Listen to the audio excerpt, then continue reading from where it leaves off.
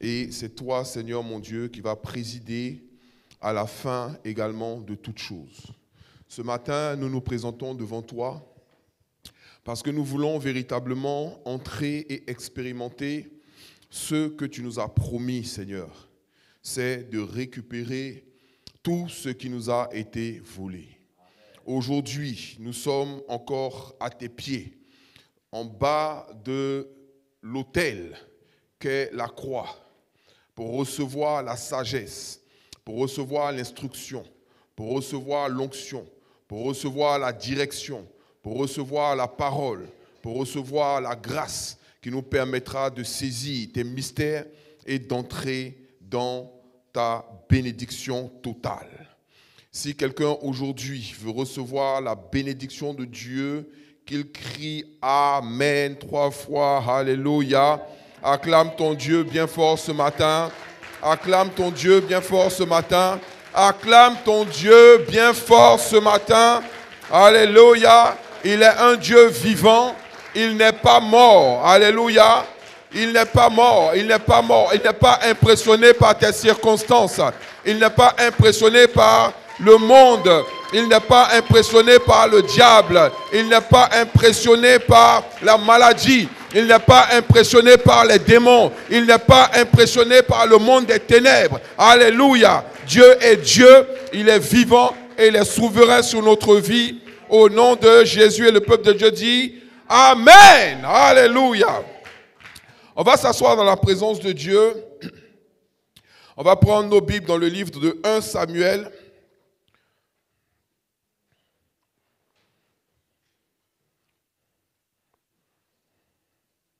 « 1 Samuel, chapitre 30.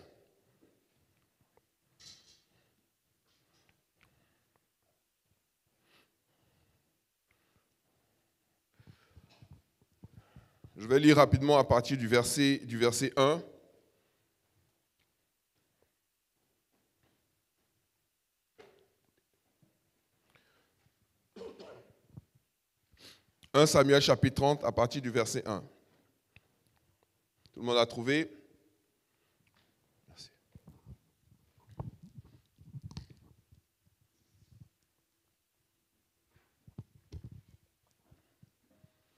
Lorsque David arriva avec ses gens, les Amalécites avaient fait une invasion dans le Midi et à Tsiklag. Ils avaient détruit et brûlé Tsiklag. Après avoir fait prisonniers les femmes et tous ceux qui s'y trouvaient, petits et grands, ils n'avaient tué personne, mais ils avaient tout emmené et s'étaient remis en route.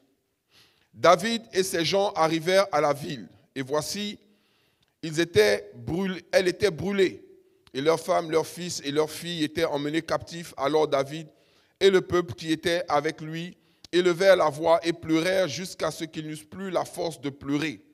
Les 2 femmes de David avaient été emmenées. Verset 6, David fut dans une grande angoisse, car le peuple parlait de le lapider, parce que tous avaient de l'amertume dans l'âme, chacun à cause de ses fils et de ses filles.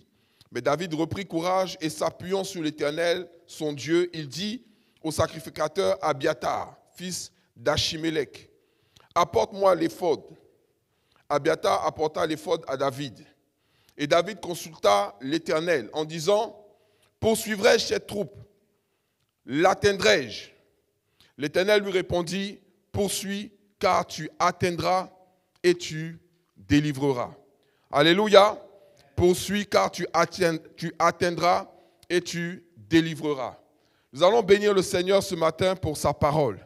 Merci parce que cette parole nous est distillée avec entendement, avec compréhension, avec sagesse.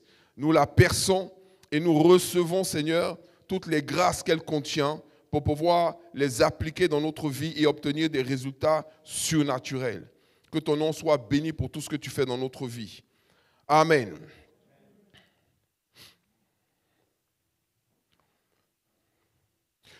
Au verset 7, David va, comme je l'ai déjà expliqué de toute façon, ça fait plusieurs jours que nous sommes sur ce message, et nous voyons comment les Amalécites, dont je vous ai expliqué la nature, ceux qui sont décidés à ne pas voir la destinée du peuple d'Israël s'accomplir. du temps de Saül même. Saül a eu l'opportunité de les effacer selon l'instruction de Dieu. Il ne l'a pas fait. Okay? Et à plusieurs reprises, on revoit jour après jour, saison après saison, génération après génération, les Amalécites qui reviennent à chaque fois, à chaque fois. Ça veut dire quoi? Ça veut dire qu'un problème que tu n'as pas résolu, si tu ne l'as pas résolu, un esprit que tu n'as pas vaincu, surtout un esprit qui veut s'en prendre à ta destinée, et ça je vais vous dire, chacun d'entre nous, nous en avons un.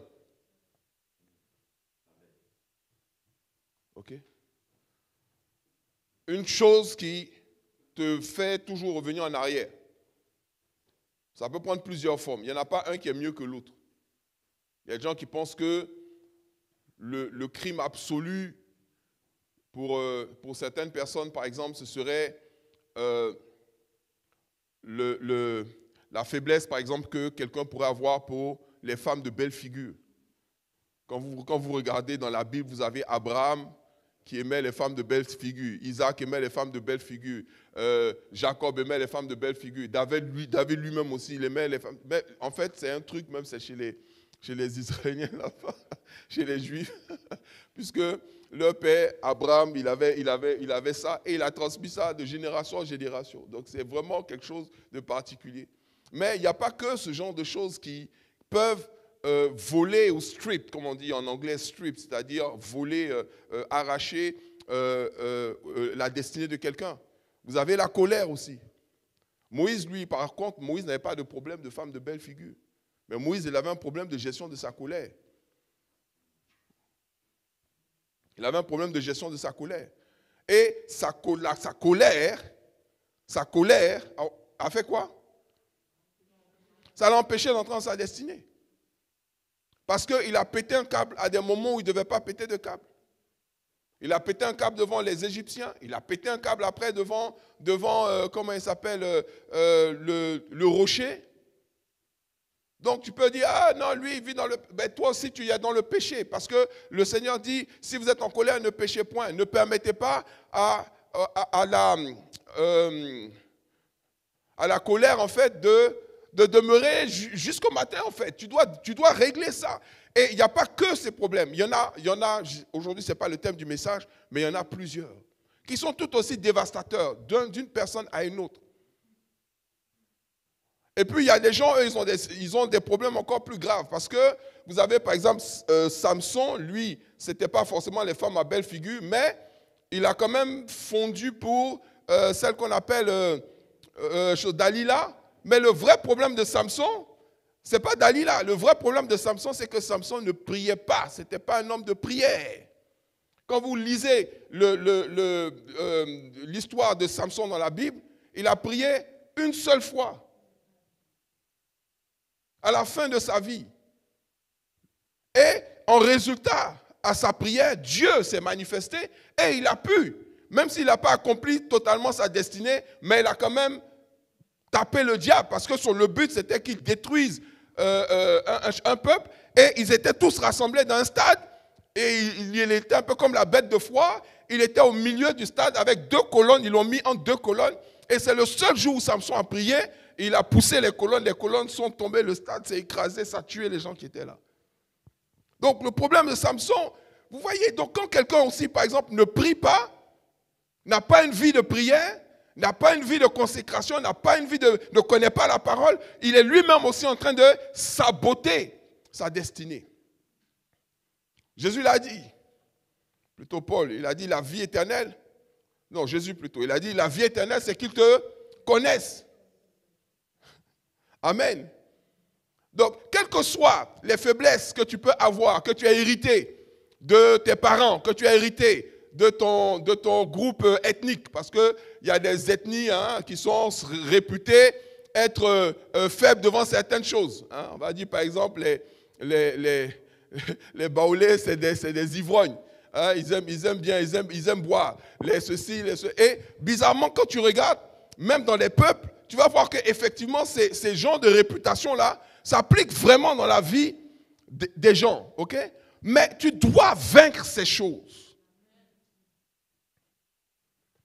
Tu dois te hisser à la dimension de fils de Dieu ou de fille de Dieu. Ton marqueur ne doit pas être la zone géographique dans laquelle tu es né. Ton marqueur ne doit pas être la faiblesse de ta famille. Ton marqueur ne doit pas être la faiblesse de ta propre vie. Ton marqueur, ça doit être que tu as récupéré en effet tout ce que Dieu a mis à ta disposition pour que tu puisses régner sur cette terre. Qui croit qu'il peut régner? Et qui croit qu'il peut régner? Tu dis Amen. Amen là. Ça ne veut pas dire oui ni non. Hein. Alléluia. Donc, dans 1 Samuel 7, je vais faire une parenthèse rapide. La Bible dit que David dit au sacrificateur Abiathar, fils d'Achimélec, il dit, apporte-moi l'éphod, ok, afin que je puisse consulter l'Éternel. Et il pose la question, poursuivrai-je cette troupe, l'atteindrai-je? L'Éternel répondit, poursuis, car tu atteindras et tu délivreras. Il y a des gens qui disent, ah, mais c'est formidable. Comment Dieu peut lui répondre de manière aussi précise? Et nous aussi, on se demande, est-ce qu'on a un instrument qui peut nous permettre de consulter Dieu? L'éphod, c'était un peu comme le Urim et le Thummim, c'est-à-dire, quand tu poses une question à Dieu, le prophète, en fait, il peut te dire oui ou non. OK? Mais nous n'avons plus besoin de ces instruments-là. Vous savez pourquoi? Parce que nous avons le Saint-Esprit. Parce que nous avons le Saint-Esprit. Et toi-même, il y a des choses que tu fais, tu sais que quand tu commences à aller dans cette direction, le Saint-Esprit te dit non. Tu n'as pas besoin de l'éphod. Il y a quelque chose, et tu dois développer ta sensibilité à ce marqueur de l'esprit. Soit oui, soit non. Il n'y a pas d'équivoque. Dès le départ, quand tu commences à entrer dans quelque chose, tu commences à entrer dans une situation, qu'est-ce qui va se passer? Le Saint-Esprit va te donner soit la paix, soit il va te dire, n'entre pas dedans, ne fais pas cela. Donc nous avons les fautes de Dieu. Pas quelqu'un qui va nous l'emmener, mais nous avons les fautes en nous, dans notre cœur. Et cette faute, c'est le Saint-Esprit. Le Saint-Esprit même, avec nous, il est encore plus précis. Parce qu'il ne se contente pas simplement de dire oui ou non. Mais il nous enseigne, il nous conduit, il nous dirige. Il peut te dire ne passe pas là-bas, mais passe plutôt là. Ne va pas ici, mais va plutôt là. Fais ceci, arrête-toi, parle, dis ceci. Donc des gens qui se demandent, mais oui David, regardez ce que David a pu faire avec l'éphod. Oui, non, oui, non. À combien plus forte raison nous on doit faire des choses encore plus grandes avec l'Esprit de Dieu en nous? Mais ce qui pêche, c'est la dépendance, la communication, la communion. Aujourd'hui, on a trop de bruit, il y a trop de bruit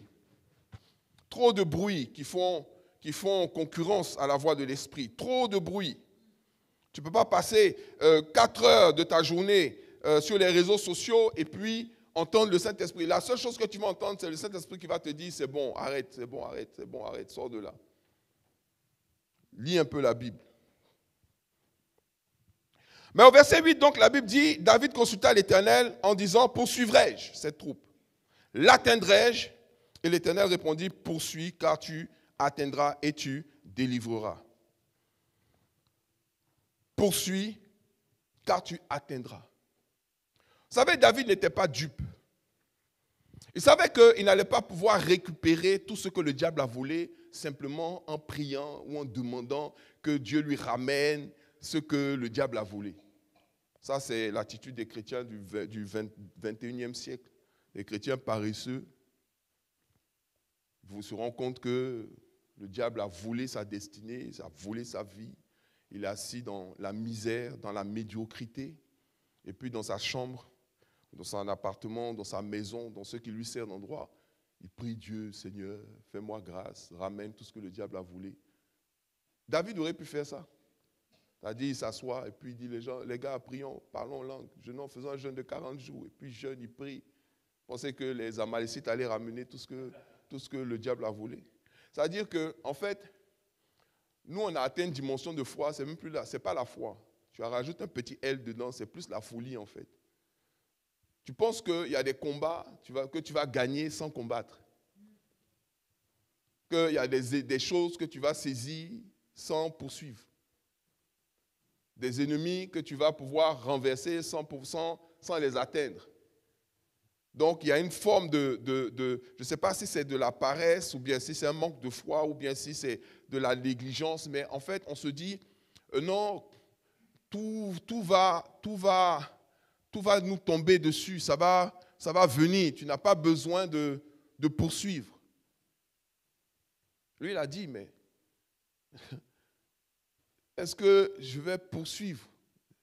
Déjà, la réponse était déjà là. Moi, je pense qu'il a posé ces questions-là juste pour pouvoir s'assurer que c'était vraiment Dieu qui lui mettait ça à cœur. Parce que ce David-là n'était pas un novice quand il s'agit des attaques de l'ennemi. Lui-même, il a dit, le jour où il a affronté Goliath, il dit en ce temps, il n'était pas à ce stade-là, il était encore berger. Quand le lion venait et qu'il emportait une brebis. Il dit, quand le lion venait et il emportait une brebis, il dit quoi? Je faisais quoi? Je le poursuivais. Je ne le laissais pas partir avec. Non, je restais derrière lui. Poursuivre, en hébreu, c'est radap. Radap, ce qui veut dire courir après, chasser. Ça veut dire pratiquement même voler vers, c'est-à-dire s'envoler. C'est-à-dire, c'est pas je poursuis et puis j'espère que je ne vais pas le rattraper. Parce qu'il y a des gens, des fois, on leur a volé leur portable, le gars est en train de courir. Hein. Mais la main dont tu cours là, tu dis non, il n'a pas envie de...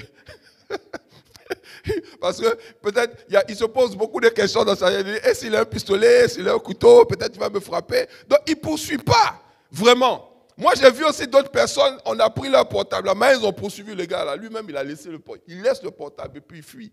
Parce que la manière, il te voit en train de venir derrière lui, il sait que non, là, il s'est trompé de personne. Donc, ta manière de poursuivre les choses en dit long sur l'importance que tu accordes à cette chose-là. Si tu dis, bon, il y a des gens déjà, ils ne poursuivent même pas. Vous savez, on a volé ton portable. Et puis il a arrêté là, il dit, ils ont volé mon portable. Ils ont volé. Tu vois que quelqu'un va courir pour aller prendre ton portable pour te ramener. Ça, c'est la première catégorie de chrétiens. Eux-mêmes, ils se disent qu'eux, ils ne font rien. Ils vont juste prier et puis ça va venir. Maintenant, tu as la deuxième catégorie. Eux, maintenant, ils poursuivent. Hein, mais la main dont tu poursuis là, tu sens que non. Seigneur, toi-même tu vois, Seigneur, vraiment, fais-moi grâce. Peut-être un jour, tu vas ramener. Non. Jésus a dit, depuis Jean le Baptiste, le royaume des cieux est fait quoi? Est pris par la force. Et ce sont les violents qui s'en emparent. Je vais te dire une chose. Si tu veux obtenir quelque chose dans le monde spirituel, comme sur la terre, quand tu poursuis là, poursuis comme si tu veux vraiment attraper la chose. Ce n'est pas de temps en temps. Non, quand même spirituellement.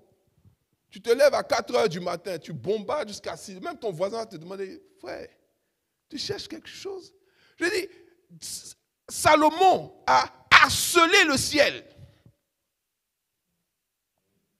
Il a harcelé le ciel. 1000 holocaustes. Jusqu'à ce que Dieu même lui demande, mais Salomon, qu'est-ce que tu veux? Salomon dit, je veux la sagesse. Il a poursuivi la sagesse. Et il a atteint la sagesse. Est-ce que quelqu'un me suit? Regardez, dans ton attitude de poursuite, Dieu lui-même sait si tu es sérieux, si tu veux vraiment ou si tu ne veux pas.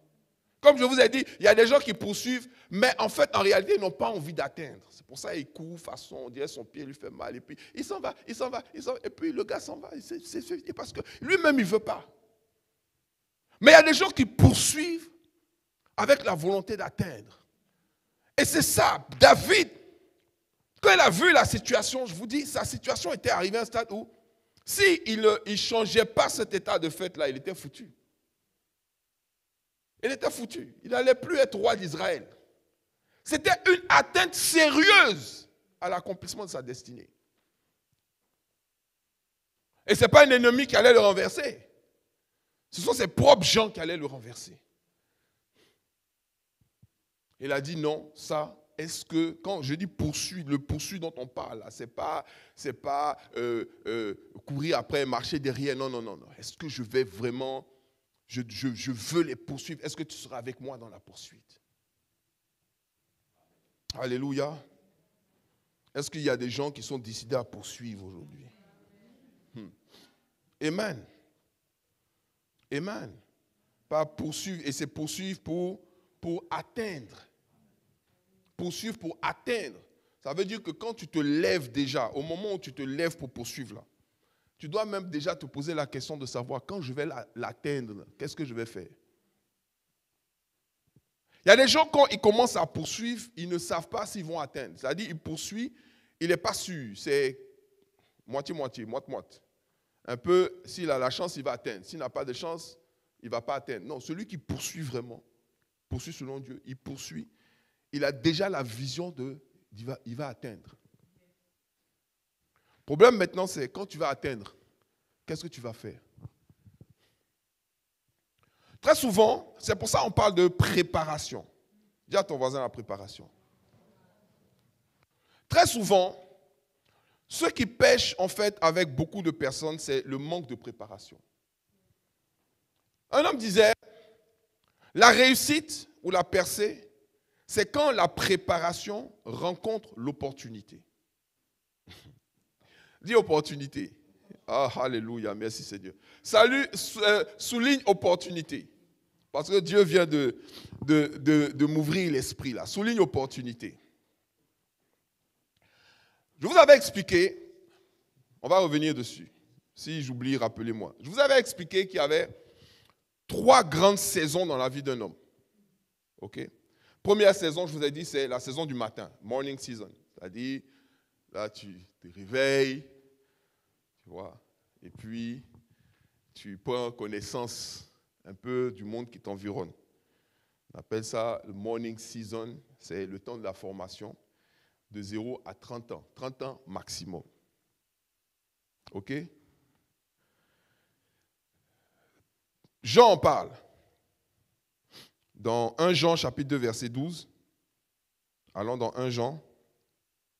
Parce que quand tu sors ça, on va te dire, ah mais pasteur, il a vu ça, ou ça c'est les enseignements de comment on appelle ça, développement personnel. Non, c'est biblique. C'est l'enseignement de la Bible. C'est Dieu lui-même qui a instauré ces saisons-là. 1 Jean, chapitre 2, verset 12. Qu'est-ce que Jean dit? Vous avez trouvé? Quelqu'un peut lire? 1 Jean 2, 12. Il dit quoi?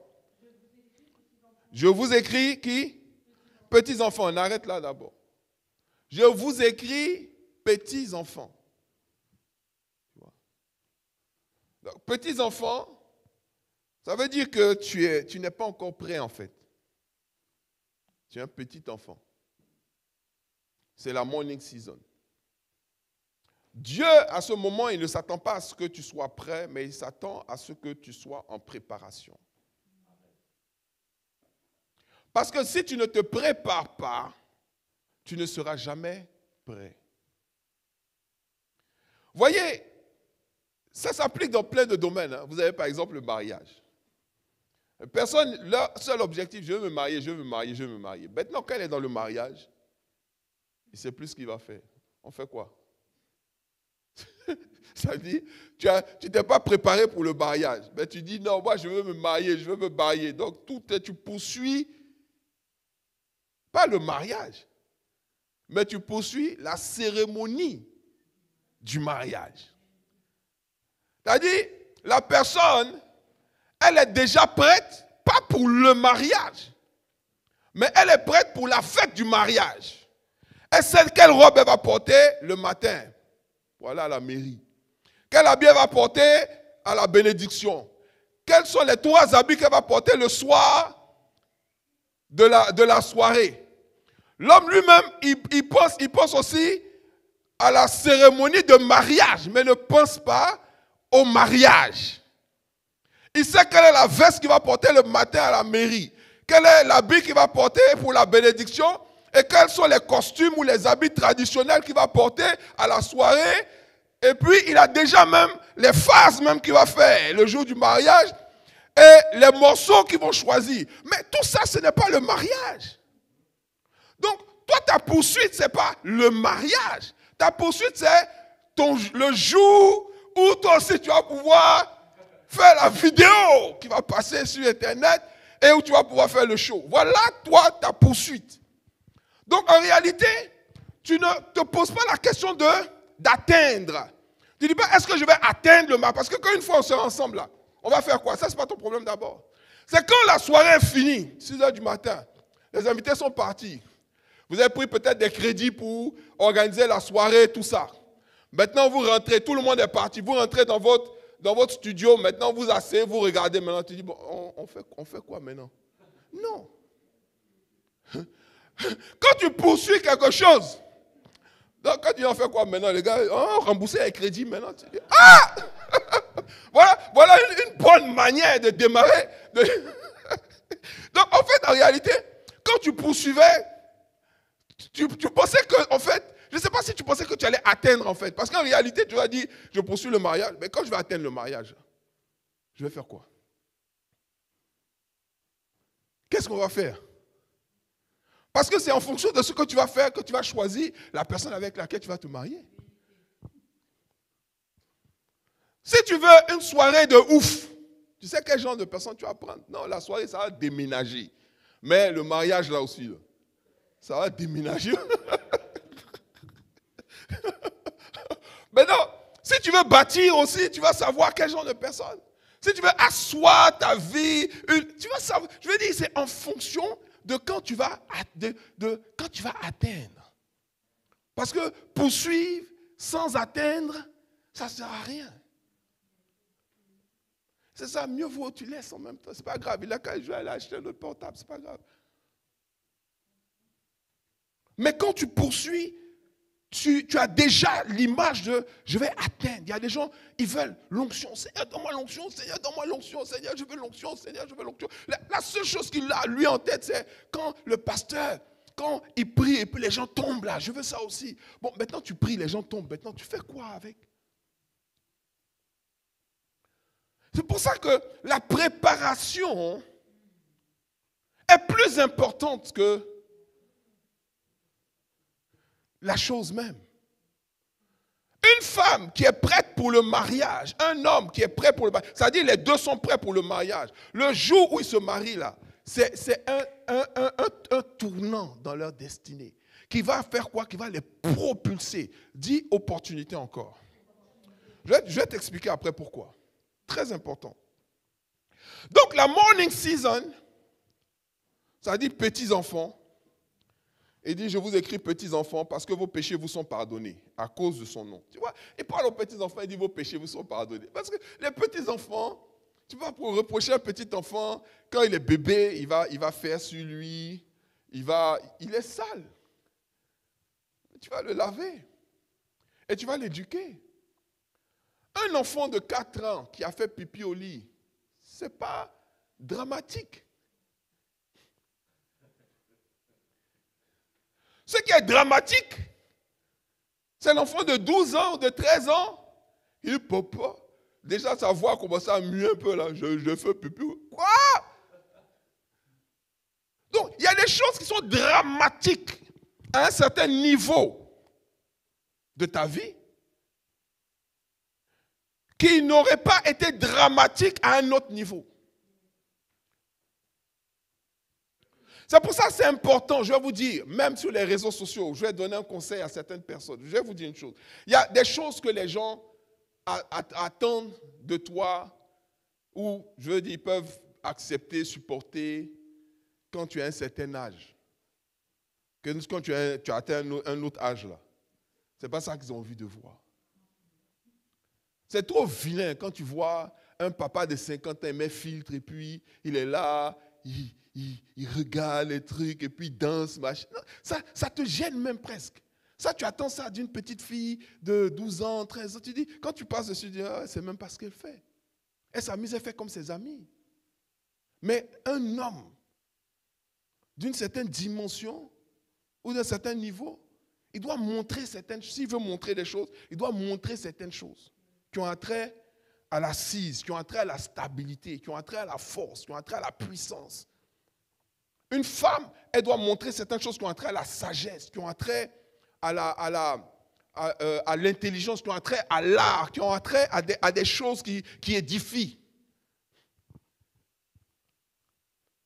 à l'éducation aussi. Mais tu ne peux pas, à 30 ans, compétir avec des filles de 18 ans. Il y a un truc qui n'est pas normal. Même les filles de 18 ans te disent, maman, tanti, pardon. Tu as enfant maintenant. Laisse-nous. Il faut agir en fonction de ta dimension. C'est pour ça, Jean lui-même, il a dit, je vous écris petits enfants. Donc il y a les petits enfants. Il dit, vos péchés vous sont pardonnés à cause de son nom. Deuxièmement, je vous écris pères. Donc il y a les pères. Les pères, c'est ceux qui ont atteint la saison du soir. C'est-à-dire la saison du soir, qu'est-ce qui se passe? Il est assis. C'est un papa. OK? Il fait quoi? Il prodigue des conseils, il aide, il soutient, il est un point de contact pour la bénédiction. Un père, c'est un point de contact aussi. Amen. D'autres disent aussi, c'est un repère. Donc, il peut aussi, en fonction de ta dimension, te dire, bon, à ce stade-là, voilà ce que tu dois faire. Fais attention à ça, fais attention à ça. Parce qu'il a de l'avance sur toi. OK? Il dit, je vous écris Père, pourquoi? Parce que vous avez connu celui qui est dès le commencement. Pourquoi? Parce qu'il dit, le Père, tu connais déjà. Un Père, là, il connaît. Ce que tu veux faire, il a déjà fait. Ce que tu essaies, il a déjà accompli, il a déjà réalisé. Voilà un Père. Ensuite, le Père, ce n'est pas celui qui a plus de followers, de plus de likes que toi sur les réseaux sociaux.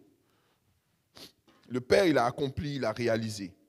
Maintenant, ensuite, il dit, je vous écris petits enfants parce que vous avez connu le Père.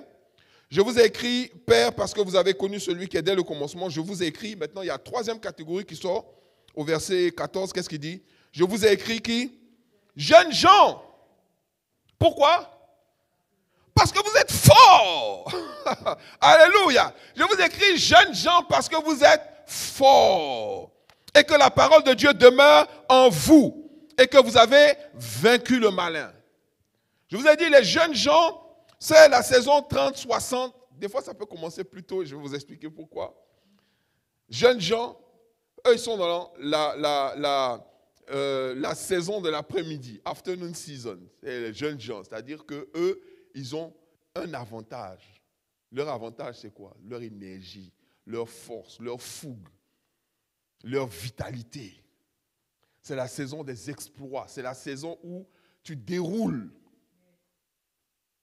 Ce n'est pas la saison de la préparation. Tu dois te préparer dans la morning season. Et c'est ce qu'on doit dire à nos jeunes. C'est ce qu'on doit dire à nos enfants. Il y a un temps de préparation. Prépare-toi. Parce que le plus vite tu seras prêt, le plus vite tu vas passer à la prochaine saison. Le plus vite tu seras prêt, le plus vite tu vas passer à la prochaine saison. C'est pour ça qu'aujourd'hui, on assiste à des mystères, on assiste à des choses extraordinaires. Tu as des gens qui n'ont même pas encore 30 ans, ils sont déjà dans leur afternoon season, ils sont en train de faire des exploits. Pourquoi? Parce qu'ils n'ont pas joué avec la préparation, ils n'ont pas joué avec la poursuite. Ils ont voulu quelque chose. Moi, je ne parle pas que des chrétiens. Je parle même des gens en général. C'est-à-dire, quel que soit le sport. Quand l'enfant, déjà à 8 ans, 9 ans, il sait ce qu'il veut. Tu lui demandes, tu veux quoi? Il dit, moi, je veux jouer dans tel championnat avec telle personne. Il a déjà même la photo des gens dans sa chambre.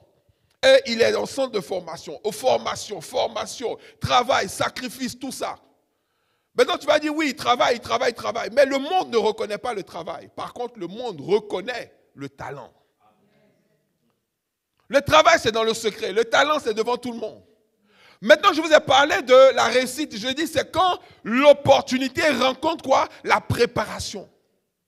Donc, quand tu es prêt pour ce que tu veux atteindre, pour ce que tu veux faire, des opportunités vont se présenter à toi.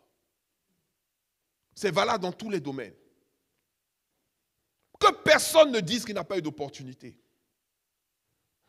Excusez-moi. Ça, je vous le dis avec assurance. Dieu est un Dieu qui envoie vers nous des opportunités. Constamment. Pourquoi certaines personnes ratent des opportunités? Des fois parce qu'ils ne savent pas reconnaître les opportunités. C'est-à-dire que Dieu t'envoie une opportunité, tu méprises l'opportunité de Dieu. Il y a des gens qui seront surpris. Ils vont dire oui, mais moi je n'ai pas eu ça parce que tu ne m'as jamais envoyé quelqu'un. Ici. Il a dit non, moi jamais. Il dit regarde, je t'ai envoyé une fois. Tu as dit il a des choses. Pourquoi ses chaussures sont trouées? Je t'ai envoyé une deuxième fois. Tu as dit il n'est pas beau. Je t'ai envoyé une troisième fois. Il y a des gens là. Je ne sais pas, le gars qui a percé sur TikTok là, je ne sais pas comment il s'appelle. Le Sénégalais. Voilà Kabila. Tu vois ces photos d'avant là. On dirait, ben, il faisait peur même de laideur. Mais produit là, ça dit qu'il y a une stabilité, une prospérité. Ça te rend beau. Ça transforme. Donc, Dieu, toi, tu veux un produit fini. Dieu dit non. Lui, il a mis en toi les dons et les talents justement pour pouvoir parfaire ce qu'il va t'envoyer. Donc, pourquoi toi, tu veux quelqu'un qui va t'apporter quelque chose, mais toi, tu ne vas rien lui apporter? Peut-être c'est toi qui vas changer le savon avec lequel il se lave, qui lui donne plein de boutons. Tu es une experte en esthétisme, mais tu vas le laver là. Dans 2 jours même, tes amis vont dire, mais où est-ce que tu l'as rencontré lui? Non, il passait devant toi tous les jours, tu ne l'as jamais vu. Pourquoi? Parce que tu n'as pas su reconnaître l'opportunité. Les enfants qui vont en centre de formation, tu peux faire tous les centres de formation que tu veux, mais un jour, tu seras dans un match et puis on va te faire la passe où tu auras la balle dans la surface de réparation. Et ce jour-là, il y aura les observateurs, les recruteurs, les agents et tout ça. Là. Au moment où tu reçois la balle, là on va savoir si tu es prêt ou tu n'es pas prêt. Tu reçois la balle, tu dis, hey, j'ai la balle maintenant, je fais quoi? J'ai la balle maintenant, 3 secondes seulement vont enlever la balle dans tes pieds, c'est fini. Tu as vu l'opportunité, mais tu n'as pas transformé sans succès. Par contre, si tu étais prêt, c'est-à-dire tu te formes, mais tu dis, un jour j'aurai l'opportunité de montrer ce que j'ai dans le ventre. Quand la balle m'est en train d'arriver, tu dis, hey, merci Seigneur, voilà. Il y a des personnes, ils ont galéré jusqu'à ce qu'on les fasse rentrer à la fin du match, c'est-à-dire 2 minutes avant la fin. Là. Ils n'ont pas dit, regardez, le match est fini maintenant, c'est maintenant me faire rentrer. Non. Au moment même où il rentre les 2 dernières minutes, il dit merci Seigneur pour l'opportunité. En 2 minutes, il va marquer l'esprit de son entraîneur qui va dire que non, lui, le prochain match, il va commencer. C'est que je vous dis encore, la réussite, c'est quand la préparation rencontre l'opportunité. Pourquoi David n'a pas fui devant Goliath? Pourquoi Goliath, qui a été la fin de la carrière des généraux de Saül, a été le début de la carrière de David? Parce que David était déjà prêt au moment où il affrontait Goliath. C'était un problème pour Israël, mais c'était une opportunité pour David. Les situations qui arrivent dans ta vie ne sont pas des problèmes. Les situations qui arrivent dans ta vie sont des opportunités de montrer à la face du monde, à la face de tes patrons, à la face de ton entourage, à la face de ton mari, à la face de Dieu, à la face de qui tu veux, que tu es prêt pour aller à la prochaine étape, au prochain niveau. C'est pour ça qu'aujourd'hui, on assiste à des enfants de 23 ans qui sont déjà dans leur afternoon season. Ils ont déjà masterisé les trucs des petits là. Eux, ils sont dans les trucs sérieux. Pourquoi? Parce que quand il y a eu des opportunités qui se sont présentées, ils ont montré qu'ils étaient prêts. Ils n'étaient pas prêts parce qu'ils se sont préparés en jouant aux jeux vidéo. Ils étaient prêts parce qu'ils ont travaillé. Au moment où leurs camarades jouaient, au moment où leurs camarades partaient en groupe, faire des raids ou des rodéos, eux, ils étaient en train de se préparer. Ils se disent, un jour, l'opportunité me sera faite. Et je vous dis encore, je ne sais pas, c'est même les gens du monde. La dernière fois, je regardais une story. Ah, tu es obligé, parce que quand toi-même tu veux poster des trucs, quand tu vas sur les réseaux sociaux, on te montre d'abord d'autres choses, tu regardes. Mais j'ai trouvé ça intéressant de regarder, c'était la story d'une fille qui était une comédienne même déjà dans son quartier. Elle vient d'un bas quartier quelque part. Elle a montré comment, et elle a très bien fait sa story parce qu'elle est tout en train de courir en fait dans la story. Tu sais qu'elle ne court pas souvent parce qu'elle est bien grosse, mais bon. Dans la story, elle courait. Et elle court, elle dit au début, en fait l'école n'a pas trop marché pour elle, mais elle aimait faire du théâtre, elle aimait faire de la comédie. Sa sœur lui a dit, bon, écoute, si je vais louer un espace pour toi, si tu arrives à faire un spectacle, si tu es devant 12 personnes, je vais te payer ta formation de comique. Elle a fait la formation. Après, elle est allée dans une école de rire, machin, ce genre de trucs. Et puis elle dit, aujourd'hui, je suis fière de vous annoncer que je serai à l'Olympia pendant 12 jours. Ça dit qu'elle va faire l'Olympia pendant 12 jours. Et elle montre son évolution. La fille n'a même pas encore 30 ans. Elle va bourrer l'Olympia pendant 12 jours d'affilée. Je ne la connaissais pas avant, je ne la connais pas plus maintenant. Mais j'ai juste vu, je dis, mais préparation. Elle-même, comment elle était sur son clic-clac, en train d'écrire ses sketchs, d'écrire, de barrer, d'essayer, de réessayer, de refaire. Je dis, c'est dans tous les domaines. Une déformation que certains chrétiens ont, c'est qu'ils pensent que comme ils sont chrétiens, il suffit seulement de prier et puis ça va venir. Non. Oui, tu vas prier pour que l'opportunité vienne. Mais quand l'opportunité viendra, est-ce que tu seras prêt à saisir cette opportunité? Le fait d'être chrétien ne te dispense pas de la préparation. Ça ne te dispense pas de l'entraînement. Ça ne te dispense pas du travail. Ça veut tout simplement dire que tu as un avantage. Tu as des avantages en tant qu'enfant de Dieu. L'avantage de pouvoir commander à l'opportunité de venir. Ça, tu peux faire ça dans la prière. Moi, je peux prier pour toi. Tout de suite, tu auras une opportunité qui va venir avant la fin de la semaine. Mais le fait que l'opportunité vienne avant la fin de la semaine ne garantit pas que tu vas pouvoir saisir cette opportunité. Est-ce que tu me suis? Donc, oui, dans la Bible, il y a ces 3 saisons. La saison des petits-enfants, la saison des jeunes gens, la saison des pères. Amen. Et tu peux, parce qu'il y a des gens qui se retrouvent, ils sont pères, ils n'ont même pas encore 40 ans. Comment c'est possible?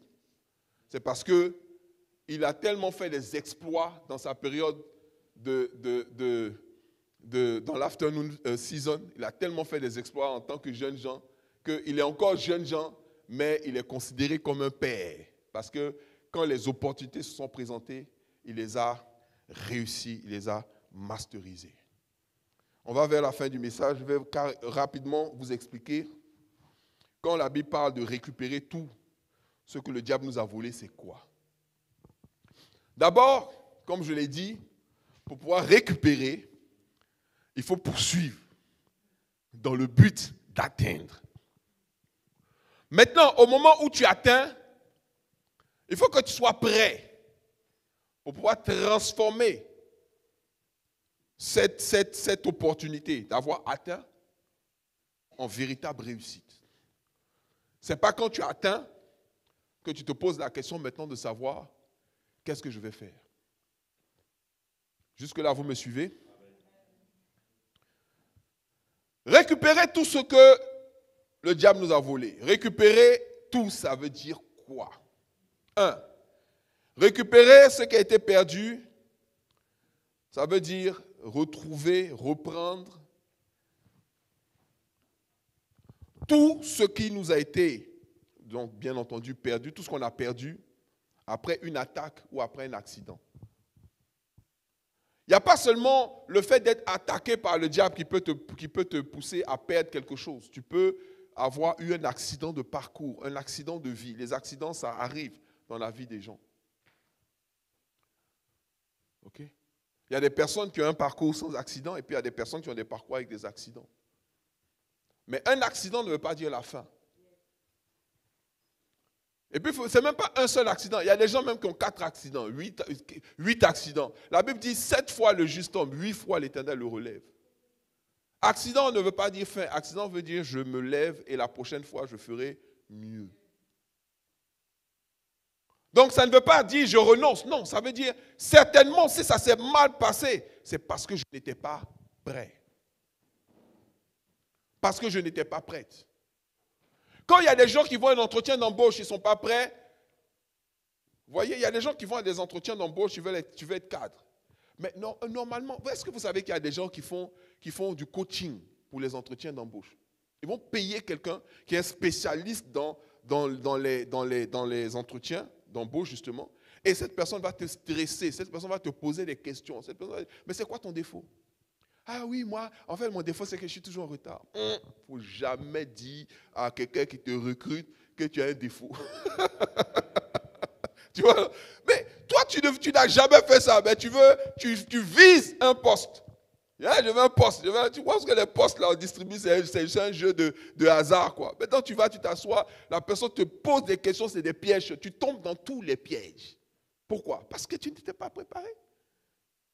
Mais tu as eu l'opportunité d'avoir un poste, puisqu'on t'a reçu. On a fait l'entretien, mais tu n'étais pas prêt. Apprenons à nous préparer. Alléluia. Je vais vous dire, la préparation est un acte de foi. Hello? Oui, la préparation, c'est un acte de foi. Parce que la Bible dit quoi? La foi, c'est la ferme assurance des choses qu'on espère. Une démonstration de celles qu'on ne voit pas. Ferme assurance des choses qu'on espère. Tu dis, j'espère avoir le poste. Mais comme je suis sûr que je vais avoir le poste, je me prépare à l'entretien qui me permettra d'avoir ce poste-là. Et je me prépare à ce poste aussi. Donc, c'est une manière de... Quand tu te prépares, tu es en train de manifester ta foi pour la chose. Tu es en train de dire à Dieu, j'aurai cette chose. Quand quelqu'un se prépare pour le mariage, ce n'est pas parce que tu as vu la personne que tu vas commencer maintenant à te préparer. Non, non, non. Quand tu commences à te préparer, par exemple, au mariage, tu es en train de dire, je sais que l'opportunité de me marier et de faire un mariage qui va glorifier Dieu va venir dans ma vie. Quand cette opportunité sera là, qu'est-ce que je vais en faire? Comment on va gérer? Comment on va faire? Et quels sont les fruits qu'on va porter? Quand quelqu'un passe le permis de conduire, il se prépare pour conduire une voiture, n'est-ce pas? Mais dans sa tête, il ne dit pas, oui, je me prépare pour conduire une voiture, mais est-ce que même je vais vraiment conduire un jour? Non, non. Dans sa tête, il se voit déjà en train de conduire. Et il dit, je me prépare pour ça. C'est un acte de foi qu'il fait en allant à l'auto-école, en passant les examens, en se disant, dès que j'ai mon examen, j'aurai une voiture. Il se voit déjà dans la voiture. C'est une manifestation. Quand tu te prépares, tu es en train de donner encore plus de force à la chose que tu veux accomplir. Est-ce que vous me suivez? Récupérer tout, c'est quoi? C'est reposséder ce dont tu as été dépossédé. Alléluia. C'est reposséder ce dont tu as été dépossédé. C'est-à-dire que tu l'avais et puis tu ne l'as plus. Ça veut dire récupérer aussi les opportunités, récupérer la grâce, récupérer la relation, récupérer la communion avec Dieu, récupérer l'onction, récupérer la paix, récupérer la santé. Tu as des choses que tu avais. Peut-être que quand tu les avais, comme le président de la Côte d'Ivoire disait, le vrai bonheur, on ne l'apprécie que lorsqu'on l'a perdu. C'est-à-dire que tu n'accordais même pas d'importance à ça. Tu te levais d'un bond. Non, quand tu te lèves là, c'est tu as perdu, on va dire tu as perdu ta mobilité. Vous savez, je vous assure, il y a tellement de domaines d'expertise. Et puis, ce que Daniel a dit, il a dit dans un de ses versets, il a dit, dans la fin des temps, la connaissance augmentera. Et aujourd'hui, je vous assure, il y a des autoroutes de connaissance, c'est juste extraordinaire. Avant, les gens, ils souffraient avec leur douleur. C'est-à-dire que quand tu as mal aux hanches, moi je suppose que Jacob, il a atteint un âge où ses hanches étaient bloquées. Mais en ce temps-là, il n'y avait pas de kinésithérapeute, il n'y avait pas d'ostéopathe, il n'y avait pas de chiropracteur. Et puis, certainement, il n'y avait pas Instagram aussi. Tu vois, où il pouvait suivre, par exemple, un gars qui va t'expliquer comment retrouver ta mobilité. Donc, il y a des exercices d'étirement, des exercices de... Toi, tu vois l'exercice, tu dis, est-ce que je vais pouvoir faire ça? Et puis, tu t'entraînes, tu dis, non, fais. Et puis, un matin, tu sens que, tu vois, la douleur est partie. La connaissance te permet de pouvoir récupérer ce que tu as perdu. Mais il ne faut pas accepter, parce que le moment où tu acceptes de perdre, c'est que tu ne vas plus récupérer. N'accepte pas de te lever avec des douleurs. N'accepte pas de marcher en boitant parce qu'il y a une douleur. Non, non, non. Je veux récupérer la mobilité que j'avais avant. Je veux récupérer ma forme. Je veux récupérer ma vitalité. Je veux récupérer ma santé. Je veux récupérer ma force. Il y a tellement de domaines et de choses qu'on peut récupérer. Le problème, c'est que beaucoup de gens ne savent pas comment. Aujourd'hui, c'est juste extraordinaire les opportunités que nous avons. Et toutes ces personnes qui sont capables de nous expliquer comment est-ce qu'on peut récupérer ces choses-là. Le travail maintenant, c'est nous. Récupérer tout, c'est quoi? C'est recapturer, recollecter, réclamer, reprendre, regagner, retrouver tout bien, toute propriété, toute vertu, tout mandat, tout potentiel, tout manteau, toute onction, toute grâce qui a été arrachée. Prends Romains chapitre 8, verset 19.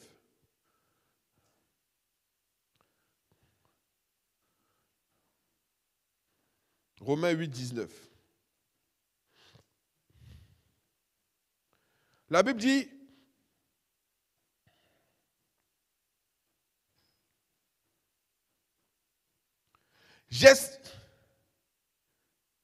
ok, verset 19 plutôt. Il dit aussi, la création attend-elle avec un ardent désir la révélation des fils de Dieu. D'autres versions vont dire la manifestation des fils de Dieu. Pourquoi? Verset 20. Car la création a été soumise à la vanité, non de son gré, mais à cause de celui qui l'y a soumise. Amen. Avec l'espérance qu'elle aussi sera affranchie de la servitude et de la corruption pour avoir part à la liberté de la gloire des enfants de Dieu. Le diable veut soumettre les gens. Il y a des gens qui sont soumis au système économique. Il y a des gens qui sont soumis à ce qu'on appelle la météo de l'emploi. Tu n'aimes pas faire ce job-là, ce travail-là, mais on te dit, mais tu es obligé de faire parce que la météo de l'emploi dit que c'est dans ce domaine-là qu'on embauche. Tu es soumis. Il y a des gens qui sont soumis au système. Il y a des gens qui sont soumis au do or not do, c'est-à-dire au faire ou fait pas, au go or not go. C'est-à-dire que le diable a la volonté de soumettre l'humanité. Mais la Bible dit que l'humanité attend avec un ardent désir quoi? La manifestation des fils de Dieu. C'est-à-dire quoi? Que normalement, un fils de Dieu ne peut pas être soumis au système ou par le système. Pourquoi? Parce qu'il dispose de vertu. Il dispose d'un mandat.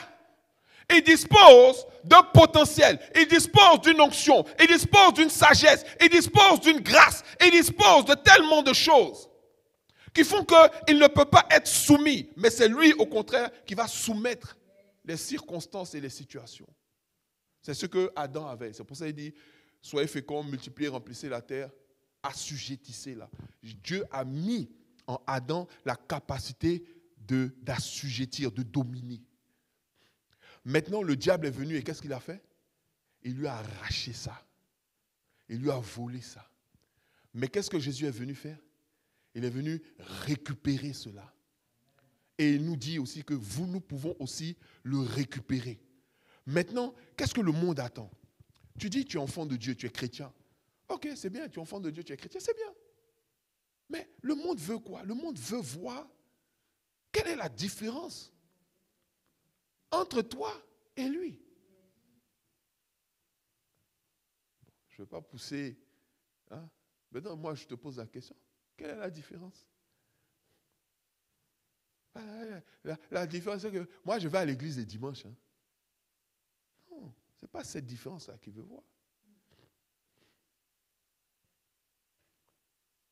Il veut voir comment tu gères les oppositions, comment tu gères les conflits, comment comment tu vis même.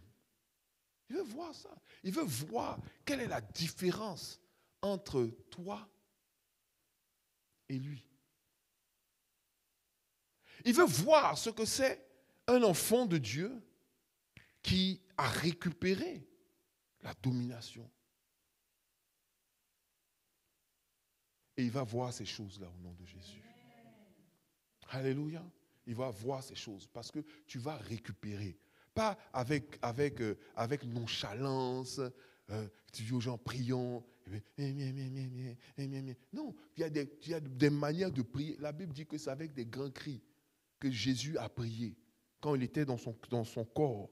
Je ne sais pas si on peut, je n'ai pas préparé ce verset, mais attends, je vais mettre. J'essaie de retrouver ça.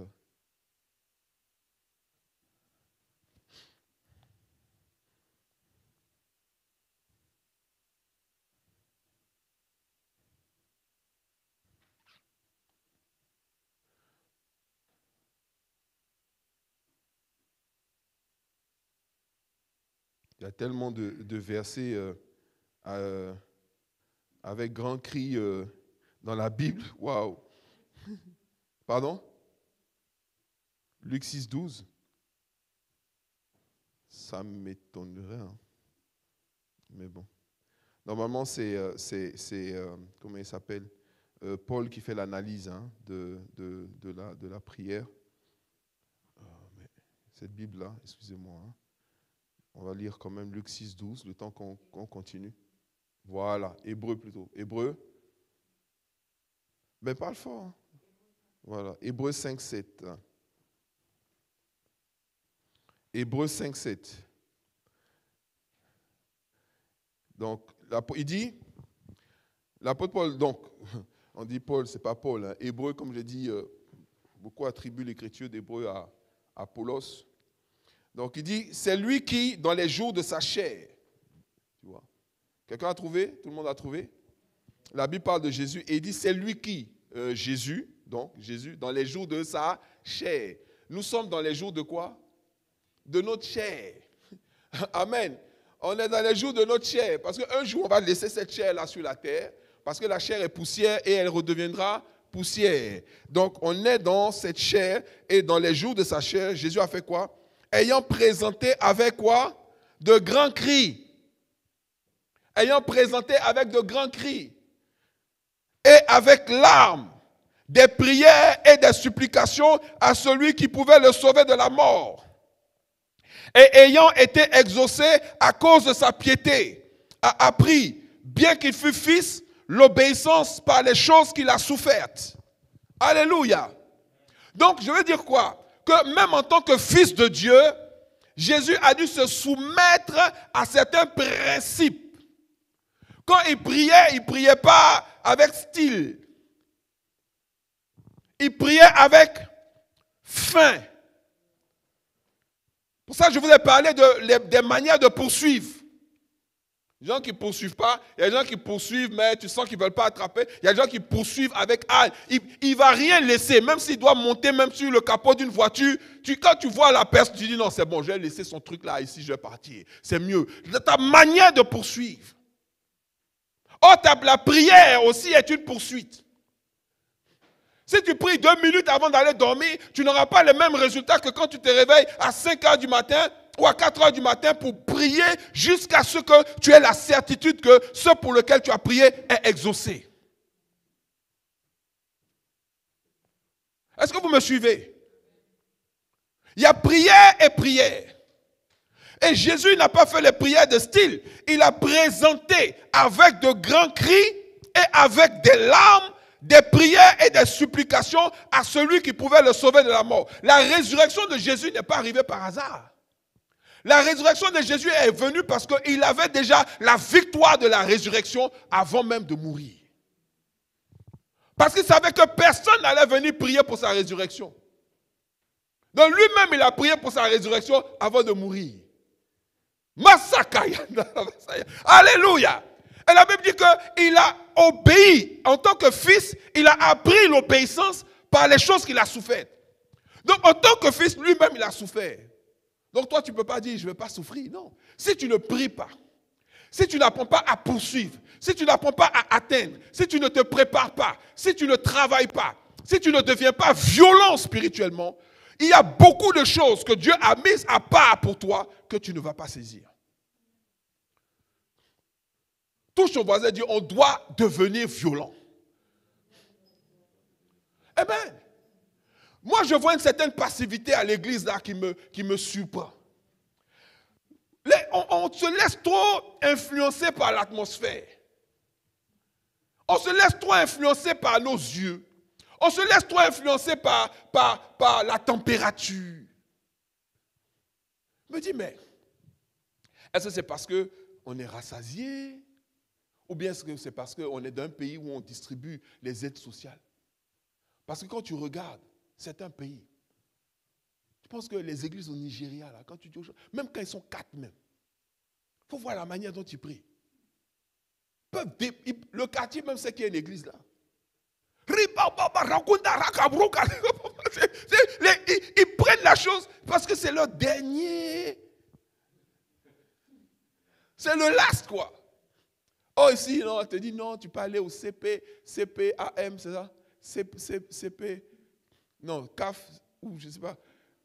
Il y a tout, assistant. Tu as dit, quand tu viens en France, tu expliques tes problèmes à quelqu'un. Tu vas au Nigeria, tu expliques tes problèmes à quelqu'un. La personne va dire, let us pray. Prions. Je dis non, prions. Et puis vous allez bombarder, prier.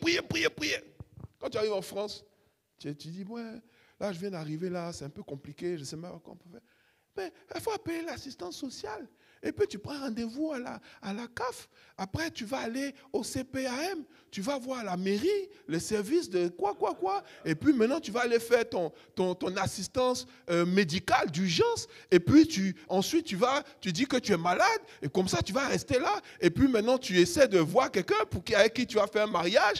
Bon, si tu connais la personne, c'est mieux. Mais sinon, tu vas payer un peu. Et puis, on va t'emmener dans un système là. Tu vas te glacer en même temps. C'est comme si les prières où Dieu, ça marche jusqu'au lit ou Charles de Gaulle. Donc c'est normal que quand les gens, ils sont en France, ils marchent comme ça. On dirait des gens qui n'ont pas de Dieu. Non, je suis désolé. Dieu est vivant. Amen. Alléluia. Et il est vivant ici aussi. Il est vivant ici. Pas croire que non, c'est parce qu'on danse le dombolo là-bas que Dieu est là. Non, Dieu il est là aussi. La différence c'est la manière dont tu abordes cela. Est-ce qu'on est vraiment prêt, nous là, à aller récupérer ce que le diable a volé?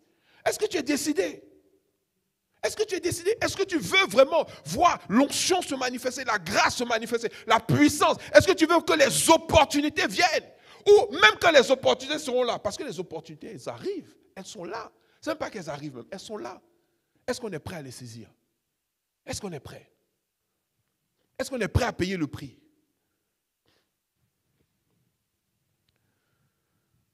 On va finir. Récupérer tout, c'est guérir tous les aspects de ta vie. Amen. Guérir tous les aspects de ta vie. Prends les aspects de ta vie, les dimensions de ta vie. Tu listes et puis fais la liste de là où ça ne va pas. Fais la liste de là où ça ne va pas. Il y a des gens, ça va dans certains domaines, dans d'autres domaines, ça ne va pas. Ce n'est pas les mêmes pour tout le monde. Mais il y en a pour toi. C'est-à-dire, sois honnête avec toi. Et puis tu dis, quels sont les domaines dans lesquels ça ne va pas? Et tu dis, à partir d'aujourd'hui, je ferai tout pour que ces domaines-là s'améliorent dans ma vie, qu'ils soient restaurés, ils soient guéris totalement au nom de Jésus. Alléluia. Tous les domaines où ça ne va pas. Il ne faut pas accepter que le diable te marque pour l'éternité. Tu dois avoir la victoire dans ces domaines-là. Amen. Et le dernier, pour la fin, récupérer tout, c'est quoi? C'est maximiser. Dis maximiser. C'est optimiser. Dis optimiser. Tu sais qu'est-ce que tu dois maximiser et optimiser? Les avantages qui te sont donnés, en fait, par ton statut d'enfant de Dieu. Tu sais, un enfant de Dieu n'abuse jamais. Dieu ne va pas dire tu abuses de ta position d'enfant de Dieu. Non. Et au contraire, même, tu sais, quand ton enfant démontre sa filiation devant un étranger ou devant une situation, toi, le père, tu es fier. Vous avez vu un peu ce qui s'est passé avec l'enfant prodigue? L'enfant prodigue et puis le grand frère. L'enfant prodigue, il a dit à son père, voilà, moi je m'ennuie ici, je suis fatigué, moi je veux faire mon expérience, donne-moi mon héritage. Son père n'a même pas discuté, il lui a donné son héritage. Il est parti et il a dépensé ça. Il a fait la fête et tout ça. Mais quand il est revenu, la Bible dit qu'il a trouvé le père qui l'attendait à l'entrée de la maison. Ça, par contre, le père n'est pas allé le chercher. Hein. C'est lui qui est revenu au père. Les gens qui pensent que non, le père doit venir me chercher. Non, non, non. Tu dois revenir au père. En disant, Père, j'ai péché contre toi et j'ai péché contre Dieu. Je me suis trompé, j'ai fait des erreurs. Depuis, ma vie est bloquée, je n'avance pas. C'est toi qui reviens. Mais quand il est revenu, le père l'attendait. Le père l'a rétabli. Donc, ce qu'il avait perdu, là, il l'a récupéré. Hello. Amen. Il lui a donné une bague d'autorité. Il a fait asseoir, il a fait une fête pour lui. Et il a convié tout le monde. Tout le monde est venu danser, fêter, manger. Sauf qui? Son grand frère. Son grand frère était aigri. Il était fâché. Il dit, mais moi qui suis là, je ne t'ai jamais causé de problème. Je n'ai jamais rien fait de mauvais. Tu n'as jamais fait de fête comme ça pour moi. Le père n'a pas dit, tu as raison, c'est vrai, demain je vais faire une fête pour toi. Il dit, mais tu me parles de quoi? Tu es dans la maison. Tous les biens sont là, c'est à ta disposition. Personne ne t'a dit de ne pas prendre pour manger.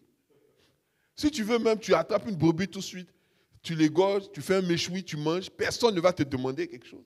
Tu ne fais rien de tout ça, en fait, tu ne profites pas. Il va dire, oui, mais moi, je n'ai rien eu, je n'ai pas prospéré. Non, mais Dieu va dire, mais attends, tout était à ta disposition.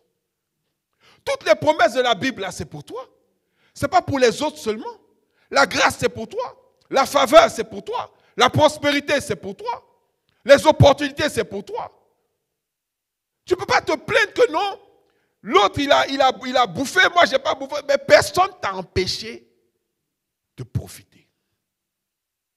Récupérer tout, ça veut dire, comme je l'ai dit, maximiser, optimiser nos avantages. Ça veut dire que tu prends tout ce... Seigneur, il n'y a pas un reste là-bas là, que je n'ai pas encore utilisé. Alléluia. Je veux tout. Quelqu'un peut dire ça? Papa, je veux tout. Je veux tout. Quand tu lis la Bible là, et puis tu vois quelque chose qu'un homme de Dieu, un enfant de Dieu a expérimenté là. Oh, je veux ça aussi.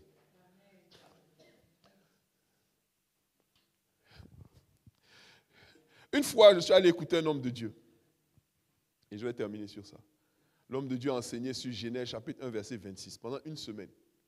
Une semaine. Un seul verset.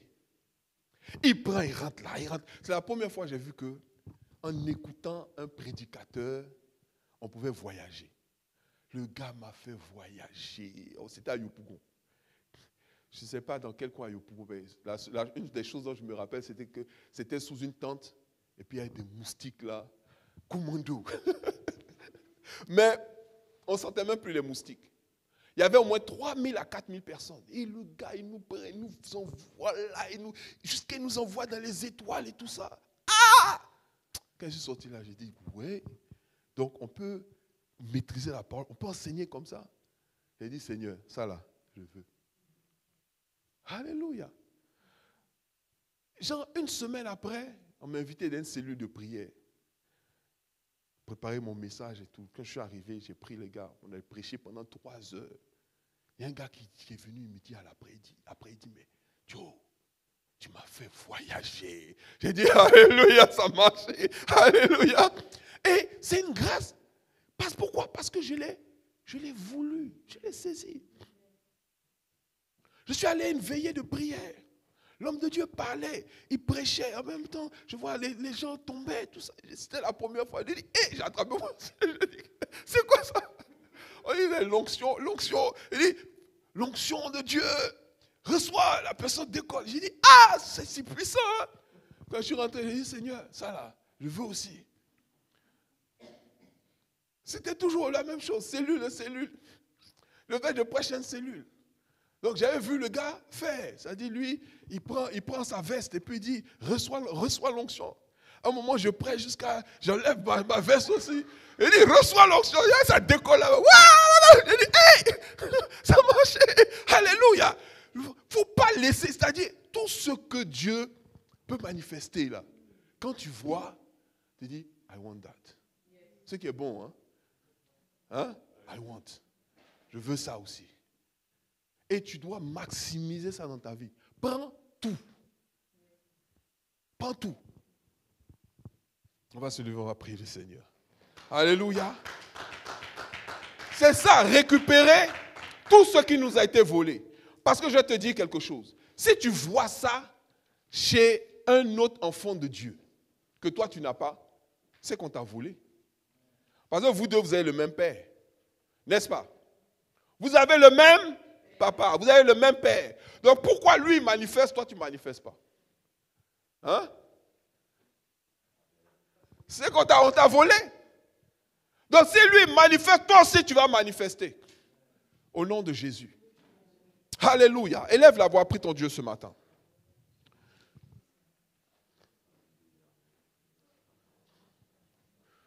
Pour emmener le surnaturel dans tes activités terrestres. Alléluia. Pour emmener le surnaturel dans ta vie.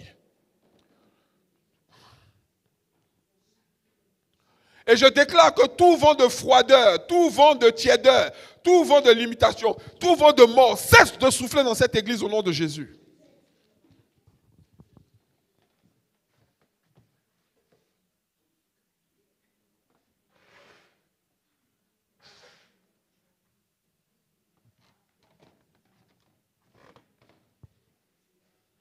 Je refuse que quiconque se rende complice de l'ennemi pour souffler un vent de découragement et un vent de froideur sur cette assemblée au nom de Jésus.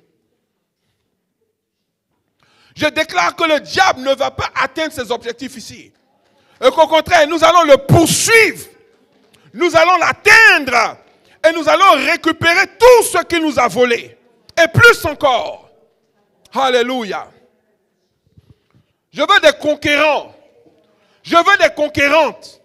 Dieu est en train de oindre des conquérants et des conquérantes. Quand vous allez témoigner, vous allez parler de choses et de mystères et vous allez être capable de démontrer aux gens ce que Dieu est capable de faire. Mais ne soyez pas des attentistes.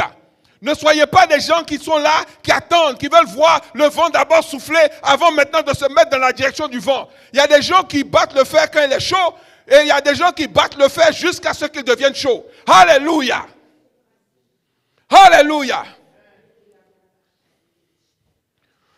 Nous allons maximiser et optimiser les avantages qui sont confédérés à tous les enfants de Dieu au nom de Jésus.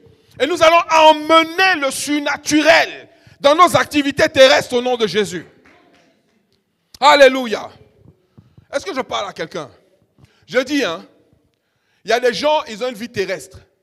Et puis il y a des gens qui sont capables d'emmener le surnaturel. C'est-à-dire ce que, il dit, nous sommes bénis de toutes les bénédictions, dans les lieux célestes. Ok? C'est dans ta Bible, c'est dans Éphésiens. On est bénis de toutes les bénédictions. Toutes les bénédictions sont déjà là pour nous.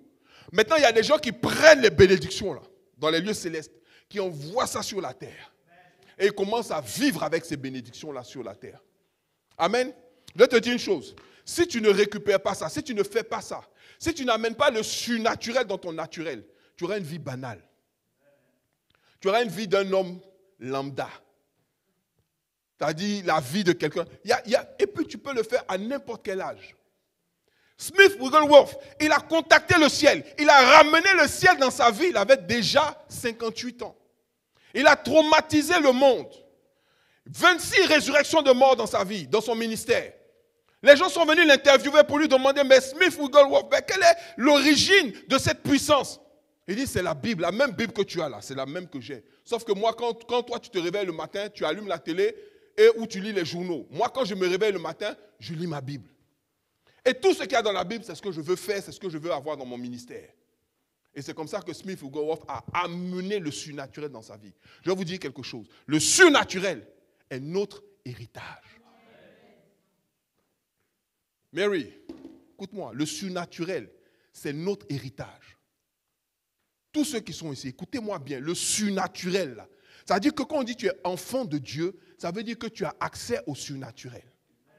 Maintenant, l'enfant de Dieu ne diffère point d'un esclave, d'un gars du monde, quand les deux vont compétir à la même dimension, la dimension terrestre, la dimension naturelle. Pour que quelque chose puisse te donner l'avantage et te hisser au-dessus de ton camarade, de ton voisin, des gens qui sont autour de toi, c'est la dimension surnaturelle qui fonctionne pour toi. Parce que quand tu marches dans le surnaturel, quand même tu dors, les événements, les choses sont en train de travailler à ton avantage. Les anges de l'Éternel sont en train de travailler à ton avantage. Tu ne peux pas aller en course avec des païens, avec des gens du monde, avec des sorciers, et puis tu laisses le surnaturel à la maison. Tu dis non, le surnaturel c'est le dimanche. Non, non, non, le surnaturel c'est ta destinée. Ta destinée s'accomplira à cause du surnaturel. Récupérer tout, c'est ramener le surnaturel dans notre vie. Élève la voix pour une dernière fois ce matin. Alléluia. Tu vas élever la voix. Tu vas demander à Dieu d'ouvrir les écluses des cieux, de faire descendre sa grâce en abondance sur ta vie, de manifester sa grâce sur ta vie, de te créer les opportunités, de marquer ta vie de manière irréversible. Que Dieu amène le surnaturel dans ta vie au nom de Jésus. Que Dieu manifeste le surnaturel. Tu veux marcher dans le surnaturel. Tu veux expérimenter le surnaturel. Tous les dons spirituels, tu veux les manifester. Tous les fruits de l'esprit, tu veux les manifester. Toutes les grâces, tu veux les manifester. Tous les ministères, tu veux les manifester. Alléluia. Je veux tout. Je veux tout. Je veux tout. Je veux toutes tes grâces. Je veux la grâce de la restauration totale. Je veux le mariage heureux et béni. Je veux la famille prospère, la maison prospère. Je veux marcher dans l'abondance totale. L'abondance sans limite. Je veux posséder des maisons que je n'ai pas construites. Je veux posséder des terres, des terrains. Je veux bâtir, je veux construire. Je veux élever. Alléluia. Alléluia. Alléluia. Je veux tout. Je veux tout. Je veux tout. Je refuse que l'ennemi parte avec les grâces qui sont attachées à ma vie. Je refuse que l'ennemi parte avec ma destinée. Je refuse que les voleurs de destinée aient le dernier mot. Je vais témoigner de ta gloire. Je vais parler de tes bienfaits. Je vais parler de tes bienfaits. Les gens vont me regarder et ils vont voir la gloire de Dieu. Alléluia. Ils vont voir la puissance de Dieu. Ils vont regarder mes réalisations. Ils vont regarder ma maison. Et ils vont glorifier le nom de l'Éternel. Alléluia.